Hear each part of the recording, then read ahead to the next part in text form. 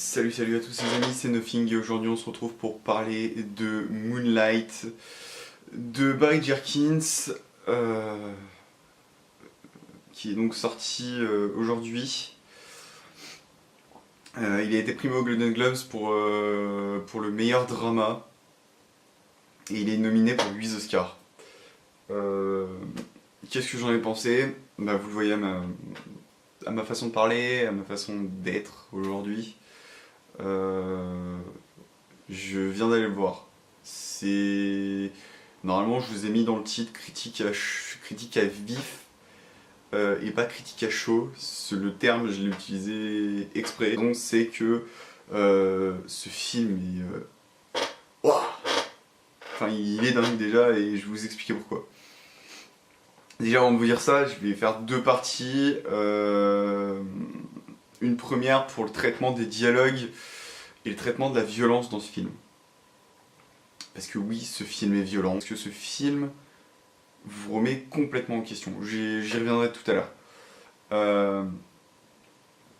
Et il y a aussi autre chose, n'emmenez pas d'enfants. Vraiment. Parce qu'il n'est pas fait pour eux. C'est pas un film qui traite d'un sujet gentil. Non, non. Là, c'est un sujet vraiment qui est dur. Très dur. Donc voilà. Donc on va traiter de ça. Et dans l'autre partie, je vous expliquerai pourquoi je ne peux pas vous faire une critique comme j'ai eu l'habitude sur Vaiana et sur La La Land. Comment ça se fait que je ne puisse pas vous dire quoi que ce soit d'autre que ce que je vais vous dire maintenant? Ouais. Ça va être compliqué. C'est parti. J'ai rarement eu un tel ressenti en allant voir un film. Je suis jamais sorti aussi touché, aussi démoralisé et aussi honteux après avoir été voir un film. C'est vraiment genre Moonlight m'a fait prendre conscience de quelque chose. Vraiment. Jusqu'à présent, pour moi, c'était une citation, c'était quelque chose de certes réel. En effet, on peut faire mal autrement que par les coups. Mais je pensais pas que c'était à ce point-là. Là, ce film a vraiment montré que si. Barry Jenkins a vraiment fait un énorme travail sur ses dialogues, a vraiment fait un énorme travail sur sa direction d'acteur. C'est impressionnant ce qu'il a été capable de faire. Je vais vous résumer rapidement le film. En gros, c'est un enfant qui s'appelle Chiron.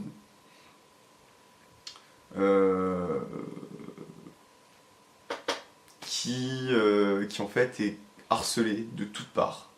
De par sa différence. Bon, en gros, il est critiqué parce que des petits, il n'est pas attiré par les filles, mais par les hommes.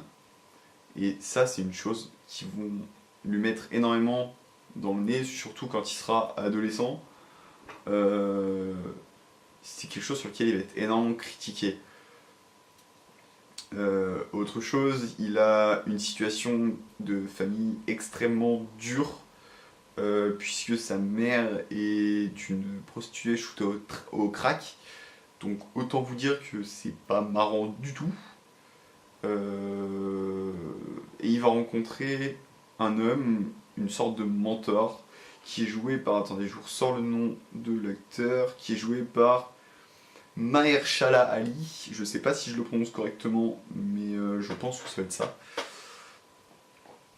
Qui va lui servir un peu de mentor et l'aider. Mais malheureusement, cette personne va mourir. Voilà. Je vous ai un peu spoil, mais cette personne va mourir et il va devoir se construire véritablement tout seul parce qu'il ne peut pas compter sur sa mère. Sa mère, il peut pas s'en servir. C'est-à-dire qu'il peut pas lui parler parce que les moindres fois où il tente de lui parler, à chaque fois, ou qu'il rentre chez lui, à chaque fois il la voit dans des états pas possibles, soit elle est en train de dormir, soit elle rentre et dû à son addiction et aux soucis que le crack lui apporte au fur et à mesure, elle devient agressive, elle devient violente. Euh, voilà. C'est très très compliqué pour lui. Comme vous pouvez l'écouter dans ma voix, j'ai un côté très larmoyant, mais j'en suis désolé d'avance. Mais fallait que je fasse cette critique, fallait que je la sorte aujourd'hui. Parce que, parce que c'est, entre guillemets, en tant que passionné de cinéma, en tant que j'espère un jour futur réalisateur. Et autre chose, j'espère vraiment de tout cœur que ce film sera vu, que ce film sera entendu, que ce film sera compris et admis de tous. Et là, le problème, c'est il est victime de harcèlement moral, de harcèlement physique. Un moment, on fait allusion à un jeu complètement débile en gros, de presque de chasse à la prime. C'est presque ça, enfin, c'est horrible. En gros, c'est un jeu, je crois, il est appelé. Non, bref, je sais plus comment il est appelé, je veux pas. En gros, c'est le principe, il y en a un qui désigne une proie entre guillemets à quelqu'un, et ce quelqu'un doit frapper cette personne jusqu'à ce qu'elle ne bouge plus, jusqu'à ce qu'elle s'étale par terre. C'est complètement débile et ça va avoir des conséquences énormes dans le film. Voilà. En gros, dans mes notes, je mettais que pour faire un comparatif avec une autre des scènes de bagarre, des scènes de baston qu'on a dans des films, par exemple genre les Marvel ou les DC ou d'autres films en tout genre, euh, c'est ce que je qualifierais peut-être injustement de show à l'américaine. Ce que j'entends par show à l'américaine, c'est en gros, bah on se tape, mais voilà, c'est du cinéma, voilà, on incite, enfin, on, c'est vraiment juste pour le spectacle, pour en mettre plein les yeux, avec une chorégraphie, avec des gestes vraiment millimétrés. Là non, là les gestes il les prend vraiment. C'est-à-dire que dans ce film, bah on a vraiment le sentiment que les blessures elles sont réelles. Parce que c'est fait en sorte, c'est filmé de manière à ce qu'on pense que ce qui se passe est vrai. Et il y a vraiment des personnes qui prennent qui subissent ces violences. Pour faire une autre allusion, et ça s'en rapproche énormément, il y a un autre truc qui m'avait laissé mais très très mal quand je l'ai vu, ça a été le clip réalisé par Xavier Dolan pour Indochine. Je ne sais plus le titre de la musique, mais si vous voyez de qui je parle, et si vous voyez le clip en question, dites-le moi, rappelez-le moi, de toute façon je le mettrai peut-être en annotation en dessous de la vidéo. Mais c'est à peu près du même calibre. C'est-à-dire que la violence, et même là je la trouve encore. Je trouve que c'est encore plus violent que ce que Indochine avait pu faire. Enfin, c'est horrible. Vraiment, en même temps, c'est une leçon de cinéma. Mais à côté de ça, c'est parce que c'est une prouesse, une maîtrise au niveau de l'écriture des dialogues, au niveau au niveau du film, au niveau de comment il a filmé. C'est incroyable. Barry Jenkins a été capable de faire, je suis désolé d'avoir zappé le nom du réal, de Barry Jenkins a été capable de faire, c'est impressionnant ce qu'il fait. Je me suis pas plus renseigné que ça sur le bonhomme en écrivant ma critique. Mais waouh. Mais du coup, je vous parlais de violence physique, mais je voulais absolument insister sur la violence verbale.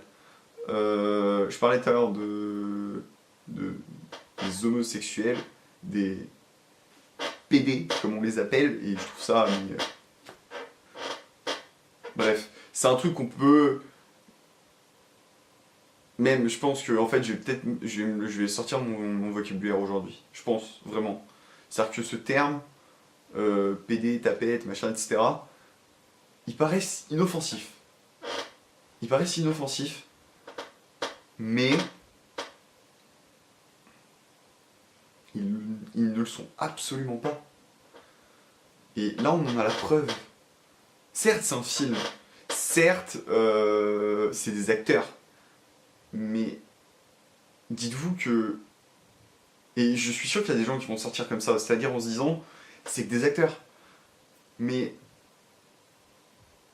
il y a vraiment des personnes qui le vivent, et c'est ça qui me rend triste, c'est ça qui me fait halluciner, et c'est ça que j'ai réalisé aujourd'hui. Et je me dis, t'es con de pas l'avoir réalisé avant. Ça serait temps. Mais bon, c'est fait, jamais, mieux vaut tard que jamais, comme on dit. C'est-à-dire que c'est le principe du harcèlement, le but est d'isoler une personne, de l'enfermer pour mieux l'écraser. Et là, c'est ce qu'on voit pendant tout le film. C'est-à-dire une personne, enfin, pendant une grosse partie du film, parce que la deuxième partie est totalement différente, ça change beaucoup. Mais en fait, la deuxième partie est vraiment l'énorme conséquence de ce qui se passe dans la première. Normal, c'est le même film. Mais, enfin, normal. On va dire que tout ce qu'on va vivre dans la première partie, qui est ultra intense, on va nous la remettre dans la deuxième, et histoire qu'on n'ait pas oublié, nous la remettre dans le crâne. C'est super bien fait. Les dialogues sont très crus, les mots qui sont mis et les mots qui sont dits ne sont pas choisis, je pense, au hasard. Voilà. Je vais passer à la partie suivante, mais d'abord je vais vous laisser avec une citation sur laquelle j'aimerais que vous réfléchissiez. Comme vous voulez. Prenez-la, c'est cadeau, je vous la laisse. Voilà, la citation.